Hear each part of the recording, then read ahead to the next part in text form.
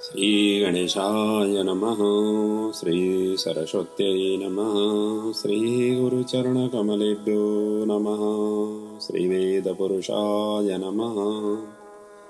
अथ प्रश्नोपनिषत्। यो ब्राह्मणं विदधाति पूर्वं यो वै वेदां स प्रणोति तस्मै तमहं देवम् आत्मबुद्धिप्रकाशं मुमुक्षुर्वै शरणमहं प्रपद्ये। ॐ असतो मा सद्गमयः तमसो मा ज्योतिर्गमयः मृत्युर्मा अमृतं गमयः। ॐ शान्तिः शान्तिः शान्तिः।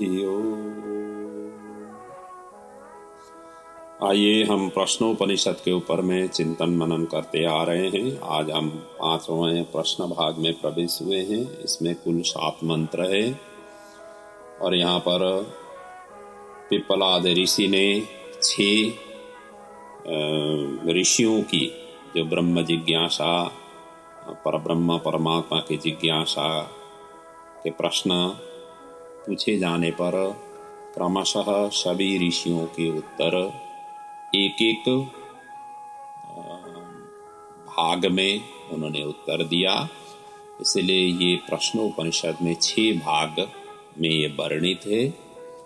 और आज तक की मतलब कल तक के प्रसंग में हमने 4 प्रश्न भागों का चिंतन मनन कर लिए थे। तो आज हम 5वां प्रश्न भाग में प्रवेश किए हुए हैं। और यहाँ पर शैव्यः सत्यकामः, शैव्य कुमार सत्यकामः ये प्रश्न पूछ रहे हैं, जो 6 शिष्यों में से थे एक थे। तो ये प्रश्न ओंकार के विषय में इन्होंने प्रश्न किया हुआ है। आइए अब प्रश्न उन्होंने कैसे पूछा और उत्तर पिप्पलाद ने कैसे प्रदान किए, इन सभी का हम चिंतन मनन करते हुए आगे बढ़े। अथ ऐनं शैव्यः सत्यकामः पप्रक्षः सः स यो ह वै तद भगवन् मनुष्येषु प्रायणान्तः ओंकारः अभिध्यायितः कतमं भावः सतेन लोकं जयतीति। अब यहाँ उन्होंने प्रश्न पूछा कि हे भगवान, मनुष्यों में से या जो कोई भी मृत्यु पर्यंत उस ओंकार का भलीभांति जो ध्यान करता है, वह उस उपासना से बल से किस लोक को निसंदेह जीत लेता है, यही मेरा प्रश्न है। ये उन्होंने प्रश्न पूछा। उन्होंने जिज्ञासा यही रखा कि मनुष्य आजीवन ओंकार की भलीभांति उपासना करता है, तो उसे उस उपासना के द्वारा कौन से लोक की उन्हें प्राप्ति होती है, अर्थात उसका क्या फल मिलता है, ये आप स्पष्ट करिए। ओंकार के विषय में यहाँ पर प्रश्न पूछा। और सभी शास्त्रों में ओंकार को सर्वश्रेष्ठ माना गया है। ओम में ही सभी देवताओं का वास माना गया है। शिव पुराण ने तो यहाँ तक वर्णन किया हुआ है कि ओम से ही सभी चीज निकले हुए हैं और ओम में ही जाकर के समाहित हो जाते हैं। ओम कहना और शिव जी का नाम लेना दोनों एक ही है। इस प्रकार से ओम इत्येकाक्षरम ब्रह्मन्, गीता में भी इस बात को स्पष्ट किया हुआ है। ओम इस अक्षर का नित्य चिंतन करने वाले व्यक्ति परम गति को प्राप्त हो जाते हैं। ये वर्णन गीता में भी आया हुआ है और यहाँ यही उन्होंने प्रश्न रखा और पिप्पलाद मुनि इसी का ही उत्तर क्रमशः आगे की मंत्रों के द्वारा प्रदान कर रहे हैं। तस्मै स होवाच एतत् वै सत्यकामः परं चापरं च ब्रह्म यद ओंकार तस्माद् विद्वाने नैते वायतनै नैकतरः मन्वेति। अर्थात ये सत्यकाम को उन्होंने संबोधित करते हुए कहा है कि जो ये ओंकार है परम ब्रह्म च अपरम च, अर्थात वही पर ब्रह्म और अपर ब्रह्म भी है। इसीलिए विद्वान, इस प्रकार की ज्ञान रखने वाला मनुष्य इस एक ही अर्थात प्रणव मात्र के चिंतन से, प्रणव भी कहते हैं ओंकार को, और अर्थात ओंकार के चिंतन से अपर और पर ब्रह्म से किसी एक का अपने श्रद्धा के अनुसार अनुसरण करता है अर्थात प्राप्त कर लेता है। कहने का मतलब ओम इस अक्षर की इसके लक्ष्यभूत परब्रह्म पुरुषोत्तम के साथ एकता करते हुए कहते हैं यह जो ओंकार है वह अपने लक्ष्यभूत परब्रह्म परमेश्वर से भिन्न नहीं है। इसलिए यही परब्रह्म है और यही उन परब्रह्म से प्रकट हुआ उनका विराट स्वरूप अपर ब्रह्म भी है। केवल इसी एक ओंकार का जप स्मरण चिंतन करके उसके द्वारा अपने इष्ट को चाहने वाले विज्ञान संपन्न मनुष्य उसे पा लेता है।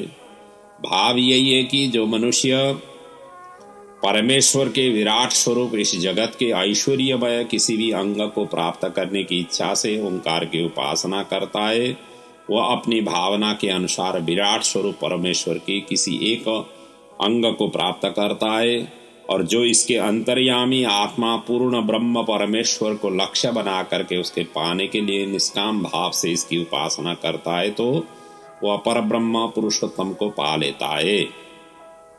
यही बात अगले मंत्रों में भी वर्णन किया हुआ है। स यद एकमात्रः अभिध्यायितः स तेनैव संवेदितः स्तूर्णिमेव जगत्याम अभिसंपद्यते तम ऋचो मनुष्यलोकः उपनयन्ते स तत्र तपसा ब्रह्मचर्येण श्रद्धया संपन्नो महिमान अनुभवति। अब यहाँ ओम में जो शब्द हैं उनका अलग अलग ढंग से यहाँ वर्णन कर रहे हैं। ओम में क्या है कि आ उ म ये स्वरूप है जो भूर भुवः स्वः इसके प्रतिनिधित्व स्वरूप से है, विराटमय स्वरूप में इसका आरोपित किया गया है, उसी की ही बात यहाँ पर वर्णन कर रहे हैं। तो यदि उपासक एक मात्रा से युक्त ओंकार का भलीभांति ध्यान करे तो उसे उपासना से ही अपने ध्येय की ओर प्रेरित किया हुआ शीघ्र ही जगत्याम अर्थात पृथ्वी में अभिसंपद्यते उत्पन्न हो जाता है और उसको ऋग्वेद की ऋचाएं मनुष्य लोकम अर्थात मनुष्य शरीर प्राप्त करा देती है। और वहाँ वह उपासक तपसा ब्रह्मचर्येण श्रद्धया संपन्न अर्थात तप ब्रह्मचर्य और श्रद्धा से संपन्न होकर के महिमा का अनुभव करता है। ये बात इस मंत्र में वर्णन किया गया है। कहने का मतलब ओंकार का चिंतन करने वाला मनुष्य यदि विराट परमेश्वर के भू भुव और स्व इन तीनों रूपों में भूलोक के ऐश्वर्य में आसक्त होकर के उसकी प्राप्ति के लिए ओंकार की उपासना करता है तो मरने के बाद अपने प्रापणीय ऐश्वर्य की ओर प्रेरित होकर के तत्काल पृथ्वी लोक में आ जाता है। ओंकार की पहली मात्रा ऋग्वेदा स्वरूप है और उसका पृथ्वी लोक से संबंध है और उसके चिंतन से साधक को ऋग्वेद की ऋचाएं पुनः मनुष्य शरीर में प्रविष्ट करा देती है और वह उस नवीन मनुष्य जन्म में तप ब्रह्मचर्य और श्रद्धा से संपन्न होकर के उत्तम आचरण वाला श्रेष्ठ मनुष्य बन करके उपयुक्त ऐश्वर्य का उपभोग करता है और उसे नीचे योनि में नहीं भटकना पड़ता है और मरने के बाद में भी मनुष्य होकर पुनः शुभ कर्म करने में समर्थ हो जाता है और वहाँ नाना प्रकार के सुखों का उपभोग करता है। और दूसरे मंत्र में द्वि मात्रा को यदि उच्चारण करता हो तो उनका क्या गति होती है इसके विषय में वर्णन कर रहे हैं। अथा यदि द्विमात्रेण मनसि संपद्यते सो अंतरिक्षम यजोभिर्नीयते सोमलोकम ससोमलोके विभूति अनुभूय पुनरावर्तते। अर्थात यदि द्विमात्रा दो मात्रा से युक्त ओंकार का जो अभिध्यायित अच्छी प्रकार से जो ध्यान करता है और उसे मनोमय चंद्रलोक को उसे प्राप्त हो जाता है। और यह यजुर्वेद मंत्र द्वारा ये विहित है। और अंतरिक्ष में स्थित चंद्रलोक को ऊपर की ओर ले जाता है और वह चंद्रलोक में वहाँ के ऐश्वर्य का अनुभव करके पुनः आवर्तते अर्थात पुनः इस लोक में लौट आता है। अर्थात यदि साधक दो मंत्र वाले ओंकार का उपासना करता है तो उस विराट रूप परमेश्वर की भू और भुवः इन दो मात्राओं की अर्थात स्वर्ग लोक तक के ऐश्वर्य की अभिलाषा से उसकी लक्ष्य बना करके ओंकार की उपासना जो करता है वह मनोमय चंद्रलोक को प्राप्त होता है और उसको यजुर्वेद के मंत्र अंतरिक्ष में ऊपर की ओर चंद्रलोक में पहुंचा देते हैं और उस विनाशील स्वर्गलोक में नाना प्रकार के ऐश्वर्य का उपभोग करके अपनी उपासना के पुण्य का क्षय हो जाने पर पुनः मर्त्यलोक में आ जाता है और वहां उसे अपने पूर्व कर्मानुसार मनुष्य शरीर या उससे कोई नीच योनि मिल जाती है। जैसे कर्म किए गए हैं उसी हिसाब से उसको प्राप्त हो जाती है। और तीसरा जो 3 मात्रा वाला जो वर्ण ओमकार की जो उपासना करते हैं वो सदा सदा के लिए मुक्त हो जाते हैं, उसके विषय में ये अगले मंत्र में वर्णन किया गया है। यह पुनरेतम त्रिमात्रेण ओम इति तेनैवाक्षरेण परम पुरुषम अभिध्यायितः सतेजसि सूर्ये संपन्नः यथा पादोदरः त्वचः विनिर्मुच्यतः एवं सवै सह पाप्मना विनिर्मुक्तः स सामः नीयते ब्रह्मलोकं सह एतस्मज्जीव यानत परात् परम पुरीशयं पुरुषः ईक्षते तदेतुः श्लोको भवतः। अब इसमें यही कहा गया है कि जो 3 मात्रा वाले ओम रूप इस अक्षर के द्वारा ही इस परम पुरुष का निरंतर जो ध्यान करता है वह सतेजसी ही सूर्य संपन्न यथा पादोदर अर्थात वह तेजोमय सूर्य लोक में जाता है और जिस प्रकार सर्पः पादोदरः त्वचः विनिर्मुच्यते है, जैसे जिस प्रकार सर्प केचुली से अलग हो जाता है वैसे ही ठीक उसी तरह से वह पापों से सर्वथा मुक्त हो जाता है। इसके बाद वह साम भी अर्थात सामवेद की श्रुतियों द्वारा ब्रह्मलोक उन्नीयते अर्थात ऊपर की ब्रह्मलोक में ले जाया जाता है। और स एतस्मात् जीवः घनात् फिर वह इस जीव समुदाय रूप पर तत्व से अत्यंत श्रेष्ठ अंतर्यामी परम पुरुष पुरुषोत्तम को साक्षात कर लेता है। और इस विषय में आगे के श्लोकों में इस प्रकार से वर्णन है। ऐसा कहते हुए कहते हैं कि कहने का मतलब यही है कि जो 3 मात्रा वाले ओमकार का जो चिंतन मनन करते हैं वो करने वाले लोग सूर्य मंडल से ऊपर सर्वोपरि ब्रह्मलोक में वो पहुंच जाता है और वहां वह जीव समुदाय रूप चेतन तत्व से अत्यंत श्रेष्ठ उन परब्रह्म परम पुरुषोत्तम को प्राप्त हो जाता है और जो संपूर्ण जगत को अपनी शक्ति के किसी एक अंश में धारण किए हुए हैं और संपूर्ण विश्व में व्याप्त है उसी विषय को स्पष्ट करने वाले हो जाते हैं। और कहने का मतलब यही है कि ओंकार का पूर्ण रूप से ही जो चिंतन मनन करते हैं और वो भी निष्काम भाव से, क्योंकि यहाँ आया जो सकाम भाव से चिंतन करते हैं तो कामना जब हो जाती है तो किसी वस्तु की प्राप्ति के लिए ही होती है। कामना का अर्थ तो वही होता है और यदि प्राप्ति के लिए है तो प्राप्ति का जब तक प्राप्त नहीं हो तब तक फिर इस संसार चक्र में ही रहना पड़ता है। जब निष्काम हो जाता है व्यक्ति किसी भी कामना से कामना की इच्छा जो नहीं करता है और उस प्रकार से जो साधना करते हैं आराधना करते हैं वही व्यक्ति ही ब्रह्मलोक आदि में पहुंच करके वो परब्रह्म परमात्मा के साक्ष में साथ में एकाकार होकर के उसी का ही अनुभव वो कर लेता है। ये बात यहाँ पर वर्णन की। अगले सूत्रों में अब इस उपनिषद का उपसंहार का स्वरूप, मतलब इस प्रश्न का उपसंहार स्वरूप में ये वर्णन किया जा रहा है। तीसरो मात्रा मृत्युमत्य प्रयोक्ता अन्योन्य शक्ता अनभि प्रयुक्ता क्रियासु बाह्याभ्यंतर मध्यमासु सम्यक प्रयुक्तासु न कंपतेज्ञः।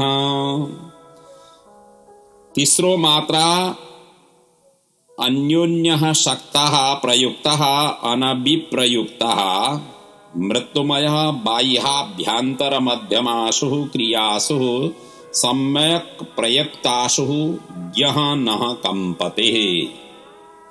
कहने का मतलब ओंकार की तीनों मात्राएं अ, उ और म, ये एक दूसरे से संयुक्त रह करके जो प्रयुक्त की गई हो या पृथक पृथक एक एक ध्येय के चिंतन में इनका प्रयोग किया जाए, दोनों प्रकार से ही वो मृत्यु युक्त है। बाहर भीतर और बीच की क्रियाओं में पूर्णतया इन मात्राओं का प्रयोग किए जाने पर उस परमेश्वर के जानने वाले ज्ञानी विचलित नहीं होता है, अर्थात वो आनंद परब्रह्म परमात्मा के स्वरूप में वो प्राप्त हो जाता है। और आगे के श्लोक में भी उसी प्रकार की भावों को यहाँ व्यक्त कर रहे हैं। ऋग्भिरेतम यजुर्भि अंतरिक्षम सामभिर्यत्तत् कवयो वेदयन्ते तमोंकारेणैवाय तनेनान्वितिः विद्वान् यत्तस्मात् शान्त अजरः अमृत अभयम परम चेतिः। अर्थात एक मात्रा की उपासना से उपासक ऋचाओं द्वारा इस मनुष्य लोक में पहुंचाया जाता है, दूसरी दो मात्रा की उपासना करने वाले अंतरिक्ष में पहुंचाया जाता है, और पूर्ण रूप से ओंकार की उपासना करने वाला उस ब्रह्मलोक में पहुंचाया जाता है, जिसको ज्ञानी जन जानते हैं। विवेकशील साधक केवल ओंकार रूप अवलंबन के द्वारा ही उस परब्रह्म पुरुषोत्तम को पा लेता है, और उसके पश्चात उस परम शांत, जरा रहित, मृत्यु रहित, भय रहित और परम श्रेष्ठ स्वरूप में वो प्रतिष्ठापित हो जाता है। ये भाव इसमें व्यक्त किया गया है। इसलिए ओंकार की पूर्ण रूप से ही चिंतन करना श्रेयस्कर है, वो भी निष्काम भाव से। इस प्रकार से पांचवा प्रश्न जो शैव्य कुमार ने प्रश्न पूछा था उसका यहाँ पर उत्तर हुआ। अब छठवें प्रश्न भाग में हम प्रवेश कर रहे हैं। इसमें कुल 8 मंत्र हैं, और यहाँ पर भारद्वाज पुत्र शुकेश आए प्रश्न कर रहे हैं, और उन्होंने यहाँ ये सृष्टि किस प्रकार से होती है, पुरुष किस प्रकार से इस सृष्टि में रहते हैं, जो परब्रह्म परमात्मा इस सृष्टि में कैसे व्यापक रूप से विराजते हैं, इस प्रसंग को यहाँ पर उन्होंने प्रश्न किया हुआ है, और उसी का उत्तर पिपलाद जी ने प्रदान किया हुआ है। और इस छठवें प्रश्न भाग में अथैनम शुकेशा भारद्वाजः प्रपक्ष भगवान हिरण्यनाभः कौशल्यो राजपुत्रो मामुपेत्येतं प्रश्नमं पृच्छतः षोडशकलं भारद्वाज पुरुषं वेत्थ तमहं कुमारम् अब्रुवन् नाहमिमं वेदः यदः मिवः वेदीशं कथं तेः नावक्षतिः सबुलो वा एष परिशुष्यति यो अनृत अभिवदति तस्मान्नार्हा अम्यनृतं वक्तुं सतुष्णीं रथमारुह्य पब्रव्राज तान् त्वः पृच्छामि क्वासौ पुरुषः इति। अब यहाँ एक एग्जाम्पल उन्होंने मतलब एक दृष्टांत के रूप में उन्होंने पहले समझाया हुआ है। प्रश्न पूछने से पहले ही वो कह रहे हैं कि वो पुरुष कौन है जिन्होंने कहा कि मैं कुछ भी नहीं जानता हूँ, जान लिया होता तो मैं उत्तर दे देता था। ये उस पुरुष ने बताया वो पुरुष कौन है। ये प्रश्न, ये था उनका प्रश्न, और उसको इस प्रकार से वर्णन किया हुआ है कि अल्पज्ञता और सत्य भाषण महत्व प्रकट करते हुए 16 कलाओं वाले पुरुषों के विषय में उन्होंने प्रश्न किया हुआ है। उन्होंने बोला, भगवान, एक बार कौशल देश का राजकुमार हिरण्यनाभ मेरे पास आया था। उसने मुझसे पूछा, भारद्वाज, क्या तुम 16 कलाओं के पुरुष के विषय में जानते हो? मैंने उसने स्पष्ट कह दिया कि भाई, मैं तो उसे नहीं जानता, जानता होता तो तुम्हें अवश्य बता देता, न बताने के कोई कारण ही नहीं है। तुम अपने मन में यह ना समझो कि मैंने बहाना करके तुम्हारे प्रश्न को टाल दिया है, क्योंकि मैं झूठ नहीं बोलता है। झूठ बोलने वाले का मूलक्षेद हो जाता है और इस लोक में या परलोक में कहीं भी प्रतिष्ठा नहीं पा सकता है। मेरी इस बात को सुन करके राजकुमार चुपचाप रथ पर सवार होकर के जैसे आया था वैसे ही वो लौट गया। अब मैं आपके द्वारा उसी 16 कलाओं वाले पुरुषों का तत्व जानना चाहता हूँ। कृपा करके मुझे बतलाइए कि वो कहाँ है और उसका स्वरूप क्या है। ये उनका प्रश्न था और इसके ही कई उत्तर पिप्पलाद जी से आगे की मंत्रों के द्वारा उत्तर दे रहे हैं। तस्मै स होवाचः इहैवान्तः शरीरे सौम्य स पुरुषो यस्मिन्नेतः षोडशकलः प्रभवन्तीति। अर्थात उससे ही वे सुप्रसिद्ध महर्षि बोले कि हे प्रिय, यहाँ इस शरीर के भीतर ही वह पुरुष है जिसमें ये 16 कलाएं प्रकट होती है। अर्थात प्रत्येक शरीर के अंदर ही ये 16 कला ही विराजमान है। इस भाव से वो स्पष्ट करना चाहते हैं। उस 16 कलाओं वाले पुरुषों का संकेत मात्र यहाँ किया गया है। महर्षि पिप्पलाद कहते हैं कि हे प्रिय सुकेशः, जिन परमेश्वर से 16 कलाओं का समुदाय संपूर्ण जगत रूप उनका विराट शरीर उत्पन्न हुआ है, वो ही पुरुष है और उनको खोजने के लिए कहीं अन्यत्र नहीं जाना है। वो हमारे इस शरीर के भीतर ही विराजमान है। भाव यही है कि जब मनुष्य के हृदय में परमात्मा को पाने के लिए उत्कट अभिलाषा जागृत हो जाती है, तब उसे वहीं उसके हृदय में ही मिल जाते हैं। ये भाव व्यक्त करना चाह रहे हैं और उसको समझाने के लिए सृष्टि क्रम का यहाँ पर वर्णन किया गया है। स इक्षां चक्रे कस्मिन्नः उत्क्रमन्तः उत्क्रांतो भविष्यामि कस्मिन् वः प्रतिष्ठितः प्रतिष्ठास्यामीति। अर्थात उसने इक्षां चक्रे विचार किया कि कस्मिन् उत्क्रांते अहम उत्क्रांतः। अर्थात शरीर से किसके निकल जाने पर मैं भी निकला हुआ सह भविष्यामी हो जाऊंगा, तथा कस्मिन प्रतिष्ठिते, किसके स्थित रहने पर प्रतिष्ठास्यामी, अर्थात मैं स्थित रहूंगा। तो कहने का मतलब यही है कि महासर्ग के आदि में जगत की रचना करने वाले परम पुरुष परमेश्वर ने विचार किया कि मैं जिस ब्रह्मांड की रचना करना चाहता हूँ उसमें एक ऐसा कौन सा तत्व डाला जाए कि जिसके न रहने पर मैं स्वयं भी उसमें न रह सकूं, अर्थात मेरी सत्ता स्पष्ट रूप से व्यक्त न रहे, और जिसके रहने पर मेरी सत्ता स्पष्ट प्रतीति होती रहे। स प्राण असृजत प्राण श्रद्धां खम वायु ज्योति आपः पृथ्वी इंद्रिय मनो अन्नाद वीर्यं तपो मंत्रः कर्मलोकः लोकेषु च नामतः। अब उसके बाद उन्होंने मैं नहीं रहूं तो वो भी नहीं रहे, वो मैं रहूं तो वो भी रहे, वो क्या तत्व है, इस तरीके से उन्होंने इस तरीके से सोचा। तो इसमें से उनको लगा कि प्राण ही है, जो हमारा जो प्राण तत्व है, ये प्राण तत्व रहने पर हम रह जाते हैं, हम जीवित होते हैं। जिस दिन प्राण तत्व नहीं रहेगा हम तो ये सब हम भी नहीं रहेंगे।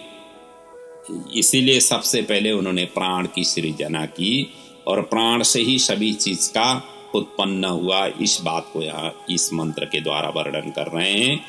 उन्होंने प्राणम असृजता, यह सोच करके सबसे पहले प्राण की रचना की। प्राणात श्रद्धाम, प्राण के बाद उन्होंने श्रद्धा को उत्पन्न किया।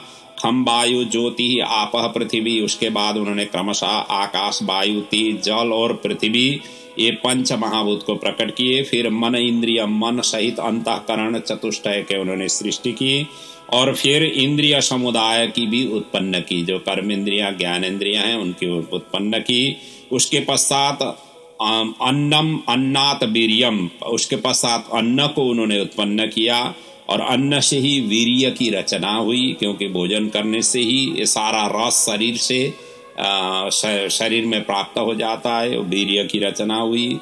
और फिर तपः मंत्रः कर्मः च लोकाः चह लोकेषु नामः, फिर उसके पश्चात तप और नाना प्रकार के मंत्र, नाना प्रकार के कर्म और उनके फलस्वरूप भिन्न भिन्न लोकों का उन्होंने निर्माण किया। और लोकेशो, उन लोकों में नाम की रचना हुई, जो जो जिस लोकों का जो जो नाम है उस नाम से प्रतिष्ठापित हुई। इस प्रकार से वर्णन यहाँ पर करते हुए आगे जिन परब्रह्म का लक्ष्य कराया गया उन्हीं का प्रलय के वर्णन करते हैं। वो अर्थात जो जिसके द्वारा ये सृष्टि हुआ है, जैसे व्यापकता हुई है और वो किस प्रकार से समेट लेते हैं उसकी विषय में अब ये अगले सूत्र में अगले मंत्र में वर्णन कर रहे हैं। स यथेमा नद्यः सन्द्यमाना समुद्रयाणः समुद्रं प्राप्यन्तं गच्छन्तिं विद्यते तासां नामरूपे समुद्र इत्येवं प्रोच्यते। एवमेवास्यः परिद्रष्टुरिमः षोडशकलः पुरुषायणः पुरुषं प्राप्यस्तं गच्छन्ति विद्यते चासां नामरूपे पुरुष इत्येवं प्रोच्यते। स एषः अलोकः अमृतो भवति तदेशः श्लोकः। कहते हैं जो वो प्रलय काल का दृष्टांत का वर्णन कर रहे हैं। जिस प्रकार ये नदियां समुद्र में पहुंच जाती है, समुद्र को लक्ष्य करके जाती है, बहती हुई वहां पर पहुंचती है, समुद्र में जैसे पा करके अस्तम गच्छन्ति अर्थात विलीन हो जाती है। जब तक समुद्र में नहीं पहुंचे, महारण्य में नहीं पहुंचे, तब तक वो नदी का नाम रहता है। और जैसे वो नदी समुद्र में जा करके विलय हो जाती है, मिल जाती है, तब फिर वो नदी का नाम नहीं, समुद्र का नाम उससे आगे हो जाती है। तासाम नाम रूपे, उनके नाम रूप नष्ट हो जाते हैं उस नदियों की। समुद्र इति एवं, समुद्र इस नाम से ही पुकारी जाती है। इसी प्रकार सब ओर से पूर्णतया देखने वाले उन परमेश्वर के ये ऊपर बताई हुई 16 कलाएं, जिनका परमाधार और परम गति पुरुष है, प्रलय काल में परम पुरुष परमात्मा को पा करके उन्हीं में ही विलय हो जाती है। और इन सब के पृथक पृथक नाम और रूप नष्ट हो जाते हैं। और पुरुष इति ही एवं, उस समय केवल पुरुष अर्थात ब्रह्म ही एक नाम से ही प्रोच्यते पुकारी जाती है। और वही यह कला रहित अमर परमात्मा है। और उसके विषय में आगे के श्लोक में इस प्रकार से वर्णन है कि अरह इव रथनाभो कलह यस्मिन् प्रतिष्ठितः तम वेद्यं पुरुषं वेदः यथा मावो मृत्यु परिव्यथः इति। जैसे रथ चक्र की नाभि के आधार अरा अरे हैं, अर्थात रथनाभो अराह इव यस्मिन् कलह प्रतिष्ठितः, अर्थात रथ चक्र की नाभि के आधार पर जिस प्रकार अरे स्थित होते हैं, वैसे ही जिसमें ऊपर जो बताई हुई कलाएं हैं सर्वथा स्थित है। तम वेद्यम पुरुषम वेदः यथा वह मृत्यु मां परिव्यथा इति, अर्थात और उस को जानने योग्य अर्थात सबके आधारभूत परम पुरुष परमेश्वर को जो जानना चाहिए, और जिससे हे शिष्यगण तुम लोगों को मृत्यु दुख न दे सके। अर्थात इसका जो सृष्टि का जो परम तत्व है उसको जानने से फिर तुम लोग अजर अमर हो जाओगे, ये बात उन्होंने बताया।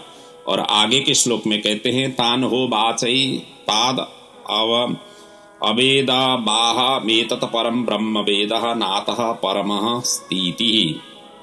अर्थात उन प्रसिद्ध महर्षि पिप्पलाद ने उन सब से कहा कि इस परब्रह्म परमात्मा को मैं इतना ही जानता हूँ कि इससे परे उत्कृष्ट तत्व नहीं है। अर्थात इतना उपदेश करने के बाद महर्षि पिप्पलाद ने परम भाग्यवान शुकेश आदि 6 ऋषियों को संबोधन करते हुए कहा कि हे ऋषियों, इन परब्रह्म परमेश्वर के विषय में मैं इतना ही जानता हूँ। इनसे पर अर्थात श्रेष्ठ अन्य कुछ भी नहीं है। मैंने तुम लोगों से उनके विषय में जो कुछ कहना था सब कुछ कह दिया। अब आप लोग निर्भय होकर के अजर अमर हो गए हो और केवल आपको व्यवहार में ही उतारना है। आपने जो ज्ञान के विषय परब्रह्म परमात्मा के विषय में पूछा था वो मैंने स्पष्ट करके तुम लोगों को समझा दिया, बता दिया और सभी का उत्तर मैंने क्रमशः उत्तर देते हुए समझाया। इस प्रकार से पिप्पलाद ने यहाँ वर्णन करने के पश्चात अंतिम में शिष्यगण अपने महर्षि पिप्पलाद के प्रति बारंबार प्रणाम करते हुए उन्होंने कृतज्ञता व्यक्त ये अंतिम सूत्र में मंत्र में किया हुआ है। उसी का यहाँ पर वर्णन है। ते तमर्चयन्तस्त्वं हि नः पितः यो अस्माकं अविद्ययाः परम्पारं तारयसीति नमः परम ऋषिभ्यो नमः परम ऋषिभ्यः। और इस प्रकार आचार्य पिप्पलाद ने ब्रह्म का उपदेश पा करके उन 6 ऋषियों ने पिप्पलाद की पूजा की और कहा तम अर्चयन्तम, पिप्पलाद की पूजा की और कहा त्वं ही नः पिता, आप ही हमारे पिता हैं। यह अस्माकं अविद्यायाः परम्पारम, जिन्होंने अर्थात आपने ही हम लोगों को अविद्या के दूसरे पार अर्थात विद्या के स्वरूप में आपने प्रतिष्ठापित किया। तारयसी ही इति अर्थात पहुंचा दिया। नमः परम ऋषिभ्य, आप परम ऋषि को नमस्कार है। नमः परम ऋषिभ्य, परम ऋषि को नमस्कार है। या डबल ये पुनरुक्ति हुआ है, ये इस ग्रंथ की समाप्ति में का सूचक है। तो उन परम ऋषि को इस तरीके से उन्होंने प्रणाम किया जिन्होंने इस संसार समुद्र के पार हमें पहुंचा दिया। आपने ऐसे गुरु को बढ़ करके दूसरा कोई हो ही कैसे सकता है। आप परम ऋषि हैं, ज्ञान स्वरूप हैं, आपको नमस्कार है, बार बार नमस्कार है।